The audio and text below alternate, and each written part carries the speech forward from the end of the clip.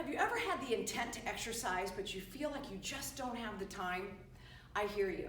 It's hard to carve out time in our busy day for workouts. So I have 2 tips for you on how to get really great results from a very short span of time in your workout. 2 ways to do that. Number 1 is if you tend to be a person who likes to go out and do a treadmill run or a run outdoors for 45 minutes or an hour, there's nothing wrong with that. But what I'm going to ask you to do is take that run, long, slow distance where your heart rate isn't too high, and I'm going to ask you to just tighten that up to about 10, 12, or 15 minutes. You can be on the treadmill, you can be outdoors, and I want you to run really hard and fast, near max for 1 minute, and then you'll go ahead and walk or do a slow run for 2 minutes. And do that 1 minute hard, 2 minute fast for several rounds or series, maybe for 10 or 12 or 15 minutes.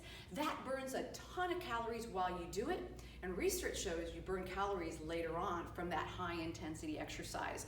So here I've taken something that you normally do for an hour or 45 minutes, and I've condensed it into 8, 10, maybe 15 minutes. So that's tip number 1. The second thing is with your strength training. Now, there's nothing wrong with doing a nice, great set of squats and then maybe going over and doing some shoulder presses. But what about if we combine those 2 and we do a squat to a press and a squat to a press? Now I've got my quads going, I've got my abs going, bracing me, I've got my glutes going, I've got my arms going, and back of the arm, front of the arm, shoulders. I've got a lot of muscle moving, I've got a lot of muscle working. And that's actually kind of functional too, right? We squat down and pick things up all the time. So my suggestion to you with tip number 2 is combine exercises. Maybe a split squat with an arm curl or that squat to press. Combine exercises. Use as much muscle as possible when you're in the weight room. You'll burn more calories in less time.